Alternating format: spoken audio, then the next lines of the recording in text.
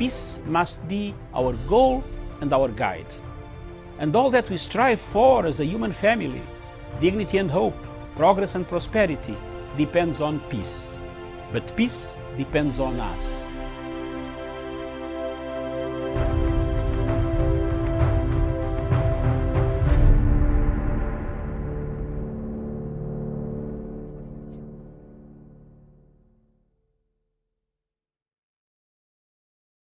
Thank you for joining us. This is Diaspora Dispatches, where we get to look at the news making headlines across the continent of Africa.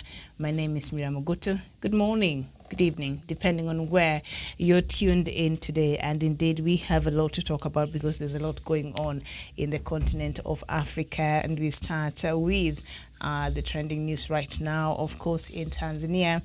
And Tundu Lissu, the leader of Tanzania's main opposition party, Chadema, says he will not accept the results of Wednesday's general election, citing voting irregularities. Meanwhile, the main opposition candidate in Zanzibar, Maalim Seif Sharif, has been arrested, and this is a story that is still developing, and so we shall bring you the details as we continue to receive them.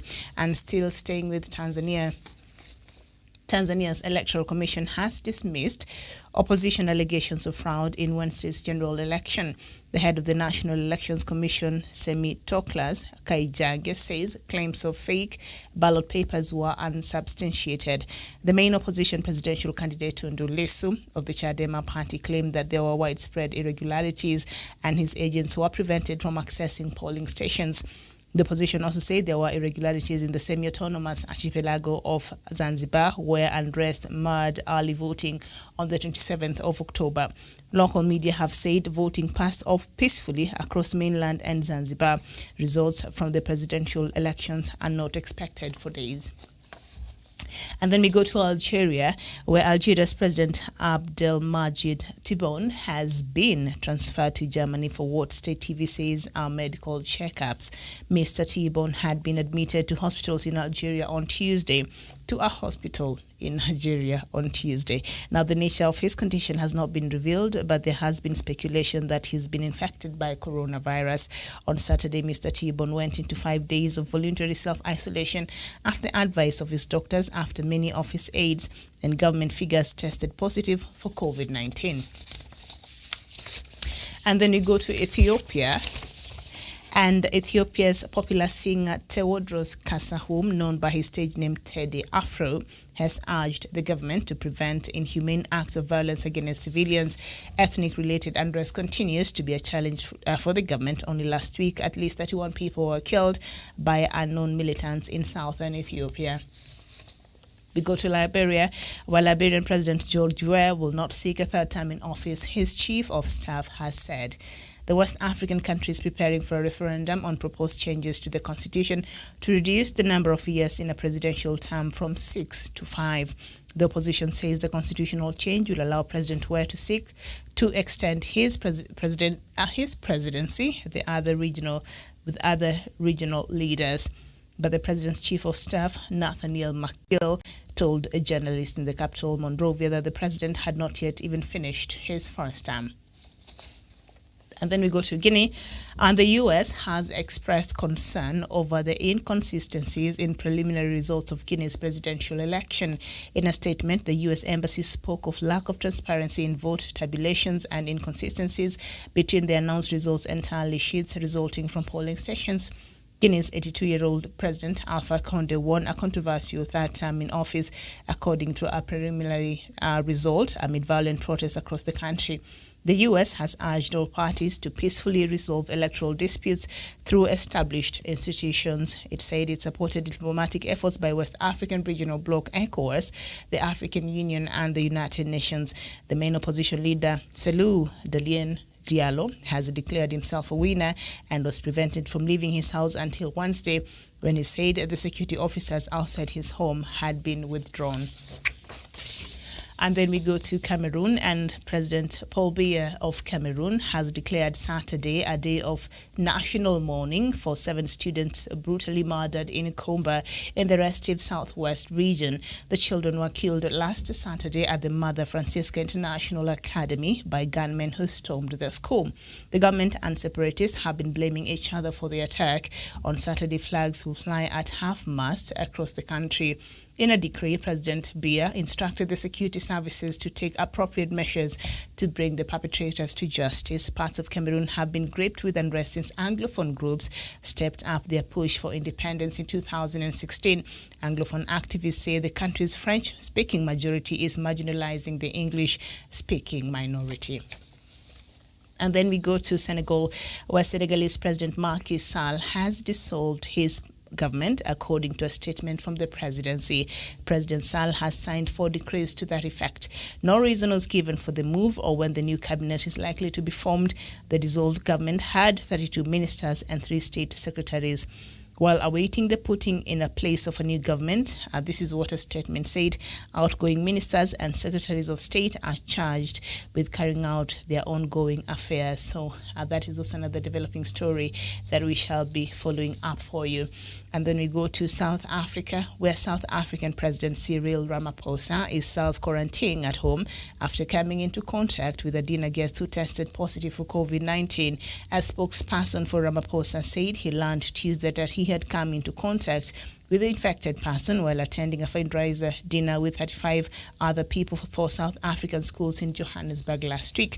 Ramaphosa's spokesperson said in a statement that he is not showing any symptoms and continues to work. The statement also said Ramaphosa wished the guest who is getting medical attention a speedy recovery. Now, the president's self-quarantine comes as South Africa's coronavirus cases have risen in the recent weeks. And then we go to Uganda, where the political future of the National Unity Platform NUP party, led by musician turned politician Robert Kyagulanyi, also famously known as Bobi Wine, is now clearer after a court in Kampala last Wednesday dismissed a case challenging the legality of its current leadership and name. The court dismissed the case with cost, ruling that it was not brought under any non-court procedure and was time-barred, being 3 months over the time for an application of judicial review. This now clears Bobi Wine to face incumbent Yoweri Museveni on a NUP ticket in next year's general elections. And then we go to Zimbabwe, where Zimbabwean cabinet, led by President Emerson Mnangagwa, has approved tough new laws that will criminalize protest. The proposed amendments to the Criminal Law Codification Reform Act will also make it a criminal offense for Zimbabweans to cooperate with foreign governments or allege abduction. So part of these laws, part of that new law says that the amendments will criminalize the conduct of isolated citizens or groups who for self-gain cooperate or connive with hostile foreign governments to inflict suffering on Zimbabwean citizens and to cause damage to national interest. That is according to Information Minister Monica Mtsavanga. And she also continues to say that other actions that will become punishable include planned and timed protests deliberately designed to coincide with major international, continental or regional events or visits. There are also unsubstantiated claims of abductions that are concocted to tarnish the image of the government, and the amendments will criminalize such conduct. On that last part, I can understand. But on the other part, I don't know if this will work to help Zimbabwe, or this will only cause more trouble for Zimbabwe in the international front there. But let's go to Nigeria, where the global rights group Amnesty International has collated and released a timeline of the killings of #EndSARS protests by soldiers at the Lekki tollgate, Lagos, on October 20th.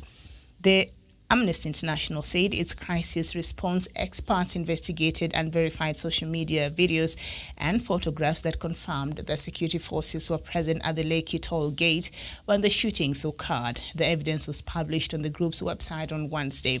The Nigerian Bar Association and activist Raphael Adebayo, in their separate reactions to Amnesty's statement, reiterated their calls for the probe of the Lekki shootings. The Nigerian Bar Association further advised government to stop denying the incident and admits its error. And this is what the government of President Buhari said in regards to that. Now, the special advisor to President on Media and Publicity, Femi Adesina, has rejected the report by Amnesty International on the Lekki killings. Adesina, who is the president's most senior spokesperson, said on Thursday that Amnesty could not have more facts about the country than the presidency, which has a helicopter view of things happening in the country. Really?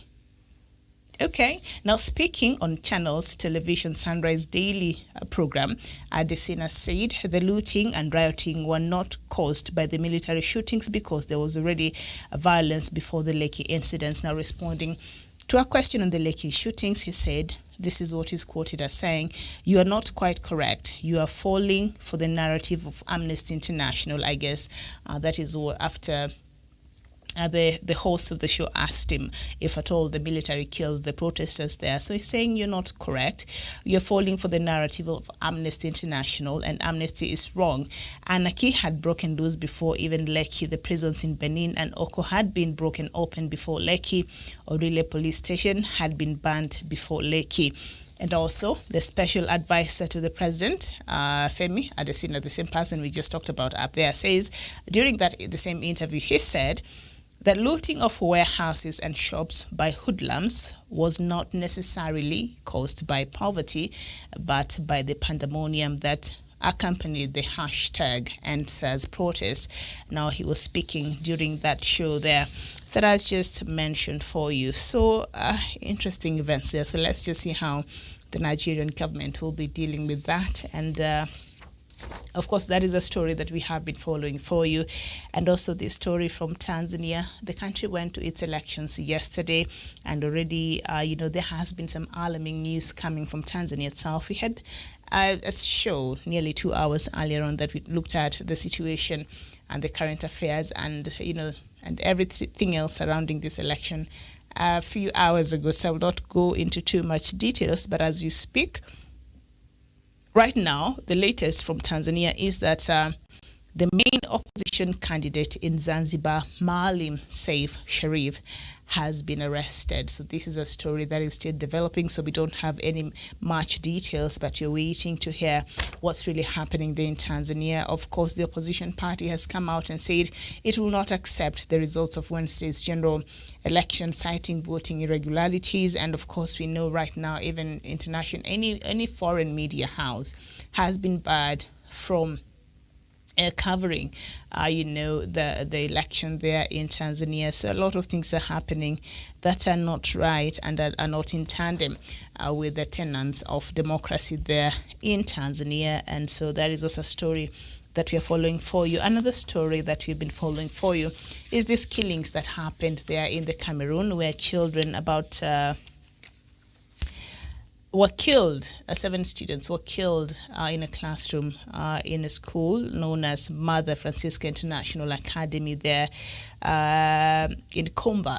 And these children were in class where they should have been learning, and somebody just came and opened fire and killed them. First, I don't even understand how messed up you need to be for you to even think doing such a thing is even right. So these are also events that have continued, and abuses and insecurities and killings and maimings that have continued in that part of Cameroon.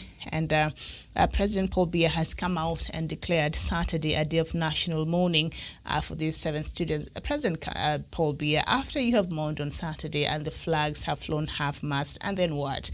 Will that have resolved the problem in the Anglophone region of Cameroon? There needs to be, a deliberate action or a deliberate start of a process that will guarantee some peace, or some process that looks like is about to address the issues that are being raised there from the Anglophone region. Well, honoring these children or mourning these children, that's okay. And you've declared Saturday as the national day for mourning of these children who were brutally murdered in class. 7 children, very innocent. sitting in class learning, somebody comes and open, fire on them, and they're killed in the Anglophone region there. And so declaring Saturday as a day of national mourning, that's okay, but that's okay. And then the flags to fly half-mast, that's fine. But will that have solved the problems? What next after that? Do you have a plan? Do you have a strategy? Are you planning to find a way in which your government, can address the issues that keep happening, the killings, the human rights abuses that keep happening in the Anglophone region there in Cameroon? President Paul Biya, you need to do more, because things like this cannot be allowed to continue to happen. Children cannot stop going to school. And mark you, a lot of schools in the Anglophone region in Cameroon have been closed down for the last 4 years. So these few ones that are trying even to open, and then the children are murdered in class. That is not right. Meaning now, which child in the Anglophone region will send their children to school? And there has been counter accusations. The government is accusing the Anglophone side to be the ones who are carrying out these killings, and the separatist side is also accusing the government. And we know this school apparently was a bilingual school, meaning it was teaching through French and English. And that has been a problem, especially for the Anglophone part of Cameroon there. They did not want this bilingual thing, and that is what sparked the new protest and the new agitation for independence since 2016, when the government was insisting even parts of the Anglophone region should start conducting its affairs in French. And they said, no, we speak English. We're fighting over languages that don't even belong to us as Africans. But when it comes to Cameroon, it's more than just a language. So I don't want to make it look like it's just about English and French. There are a lot of things that are happening there. So I don't want to dilute it and make it look like it's just a language thing. But yeah, that sparked a new need for the people of Anglophone to want to be allowed to have a referendum that will finally allow them to just go and form their own country that they have already named Ambazonia. And so that has been the agitation and renewed agitation that started in 2016. Of course, Ambazonia and the quest for independence goes back years ago, and you can that is a conversation for another time, but that is what is happening there in Cameroon. So I want to see on that Saturday that President Paul Biya has declared will be a national mourning. I'll be watching and seeing what will be the content of his speech, and is he prepared to find a lasting solution for the conflict between his government and the Anglophone, and which way forward, or we'll just continue mourning and having national day mourning days and just flying the flags at half-mast, and then the next day life continues as normal, as the problems or the conflict will not have been solved, because that will be a waste of everybody else's time. We need lasting solutions and readdress of some of these issues, of course. So those are our major stories today, I think. So we shall continue keeping you up to date there in Cameroon and also in Nigeria, as well as Tanzania. I want to know, because they've not really announced the winner yet, but I'm sure it will be done in the next couple of days, maybe even after tomorrow, or the next few days, in line with the Tanzanian law. But that election is just something else. But also, now the U.S. is raising its concerns over the inconsistencies in preliminary results in Guinea's presidential election. Was it not the European Union which came out and said the elections were done very well? I'm not sure. But I think we were talking about this story yesterday. So we've seen the post-election violence there. A few people have already died because they're contesting the results of this election. And, Alpha Conde was running against the will of a lot of people there in Guinea, and we've seen a warning card there from the International Criminal Court. Its chief prosecutor, Fatou Bensouda, already tweeted and said, Guinea, we're here and we're watching President Alpha Conde. We're watching what is happening, and we're keenly following the events there in in the events there in Guinea. I don't know if they've done the same for Nigeria, but also I know they're following keenly the events in Ivory Coast, as Ivory Coast right now is mad in pre-election violence. Like the only terms that you hear in Africa, we have pre-election violence, we have election violence in election day itself, and then you have post-election violence.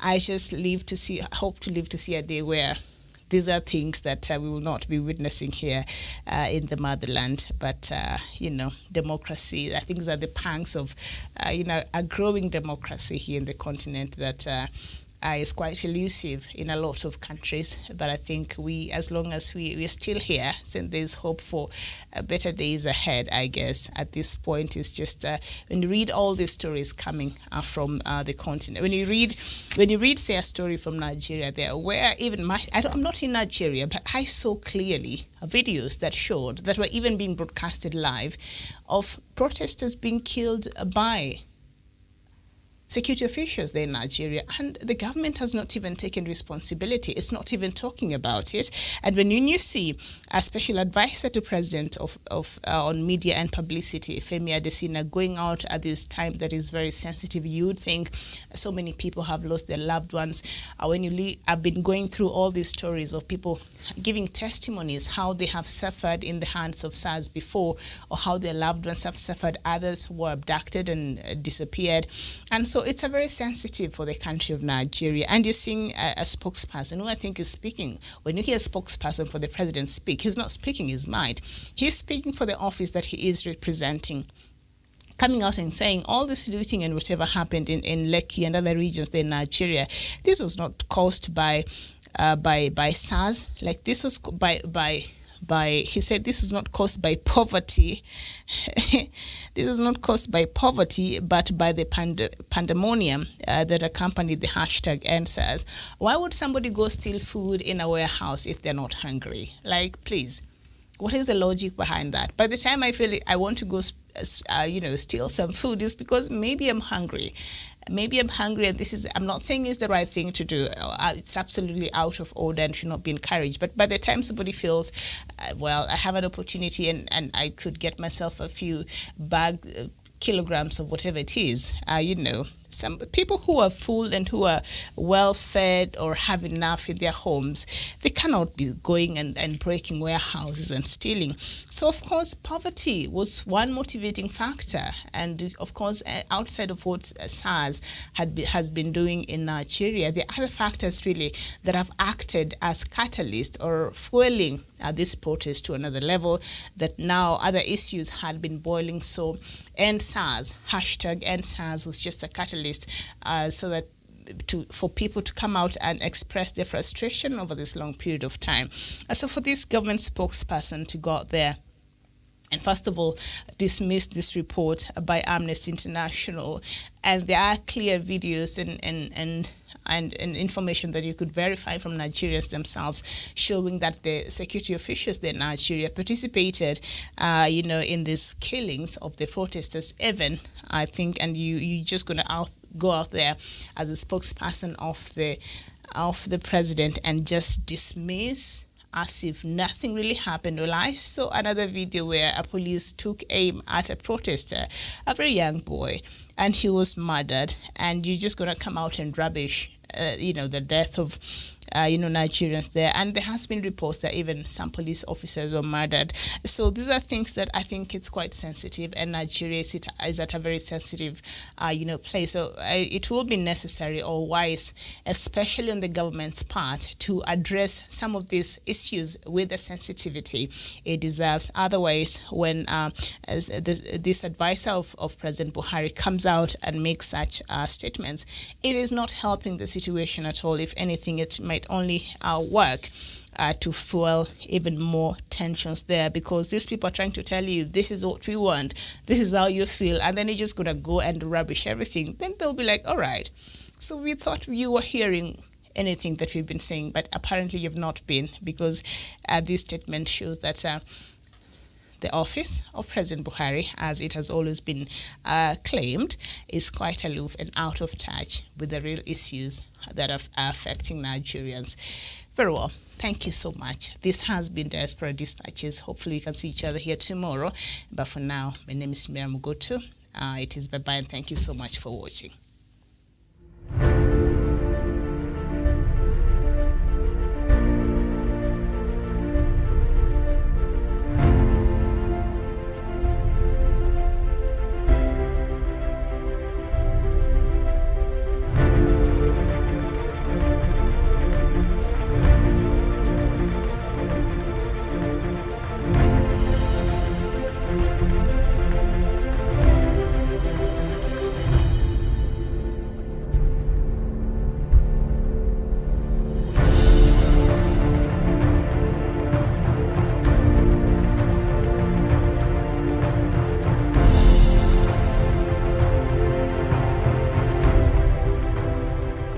Peace must be our goal and our guide. And all that we strive for as a human family, dignity and hope, progress and prosperity, depends on peace. But peace depends on us.